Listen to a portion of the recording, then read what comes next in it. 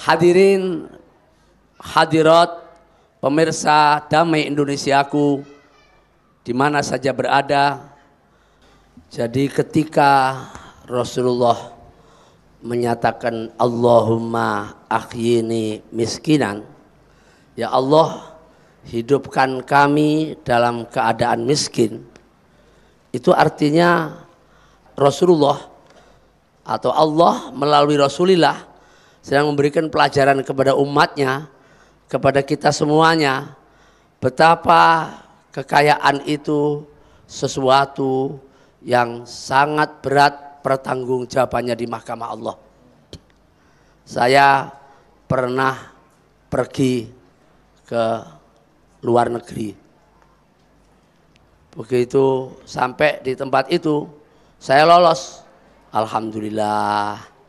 Teman saya yang bayarin saya berjam-jam dia nggak keluar-keluar.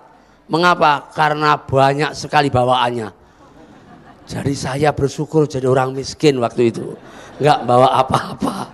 Alhamdulillahirabbil alamin.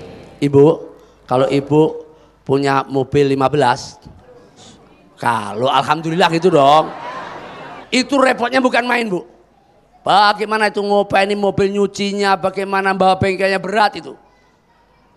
Jadi ketika Rasulullah berdoa Allahumma akhiri miskinan, itu artinya mendidik kita bahwa kita ini berat jadi orang kaya. Orang miskin itu ringan. Orang kaya itu akan ditanya min ainak tasabta, dari mana kamu mencari rezeki ini kok sampai duitnya banyak beratus-ratus miliar. Wong gajinya jadi polisi itu cuma berapa juta, kok istrinya 4. Kalau kiai istrinya 4 gak apa-apa.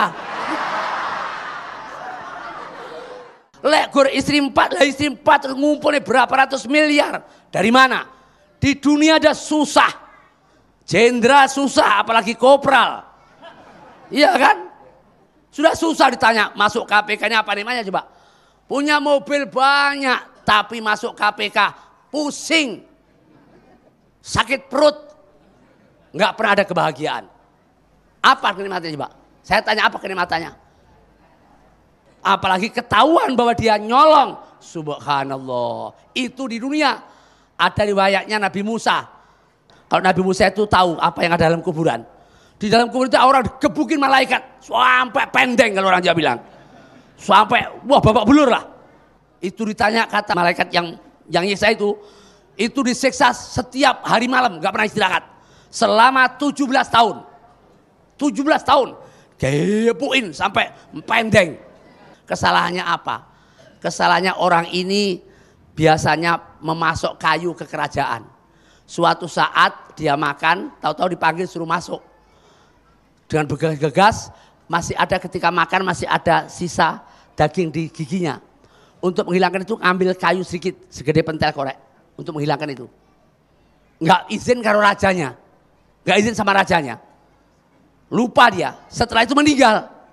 Gara-gara kayu sepentel korek, disiksa 17 tahun pagi siang malam. Lah ini bagaimana kalau ratusan miliar nyolong duit negara? Weh. Coba bagaimana coba? Itu orang kaya, gak enak orang kaya itu. Gak enak orang kaya, makanya dia miskin aja lah. Jadi memang sudah miskin, alhamdulillah.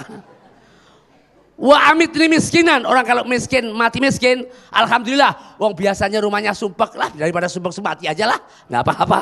Kalau orang kaya, rumahnya enak, mobilnya enak, mau mati susah. Mengapa? Dia masih ingat mobilnya, dia ingat rumahnya, dia ingat istrinya yang bintang film. Nggak mau mati-mati, mau mati nggak jadi lagi, mati nggak jadi lagi. Apa nggak susah coba? Wa amit ini miskinan. Wa surni mazmuratal fuqara wal masakin.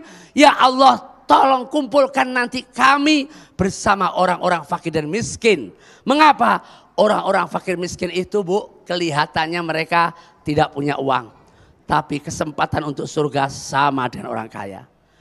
Orang kaya mau haji, pakai duit 200 juta, belum tentu mabrur.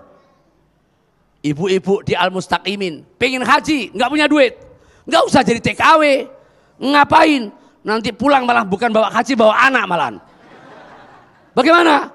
Kita kerja di sini, tengah malam kita bangun, tahajud, tahajud, langsung sholat subuh, langsung sholat duha, terus membikinkan makanan suaminya, istrinya. Kata Nabi, orang yang umatku yang melakukan sholat tahajud, dilanjut dengan sholat subuh, dilanjut dengan duha, itu pahalanya sama dengan haji, umroh dan mabrur. Orang kaya yang keluar 200 juta belum tentu mabrur, yang miskin cuma modal sholat tahajud, sholat subuh dan sholat duha, haji dan mesti mabrur. Enakan mana? Ngata duitan nih. Makanya Nabi waksur ni ma'azumratil fuqara wal masakin. Dan ya Allah, kumpulkan kami bersama dengan orang-orang miskin dan orang-orang fakir. Itulah karenanya bagaimana kita memanage kekayaan supaya kekayaan menjadi surga, seperti Sayyidina Abu Bakar Siddiq. Ketika ada panggilan Allah, siapa saja di antara para sahabat yang mampu membiayai perang, maka pembiayaan yang dikeluarkan itu akan digantikan surga oleh Allah. Seketika itu Sayyidina Abu Bakar menyerahkan semua harta kekayaannya. Semua harta kekayaannya. Ditanya oleh Nabi, lah kemudian yang untuk anak dan istrimu bagaimana? Aku meninggalkan untuk anak istriku Allah dan Rasulnya. Di sini ada namanya Abu Bakar. Ada enggak? Begini enggak sifatnya?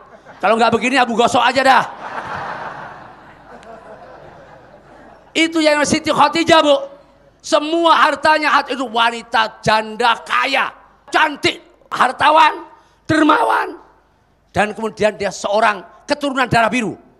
Semua berebut, tapi pilihannya kepada Nabi. Yang miskin, yang tidak punya apa-apa. Mengapa? Dia ingin berkorban hartanya untuk perjuangan Rasul. Semua hartanya untuk perjuangan Rasul. Beliau tidak meninggalkan sedikit apapun untuk keluarganya. Ada namanya Khadijah. Ada enggak? Ada enggak namanya Khadijah? Mana masnya?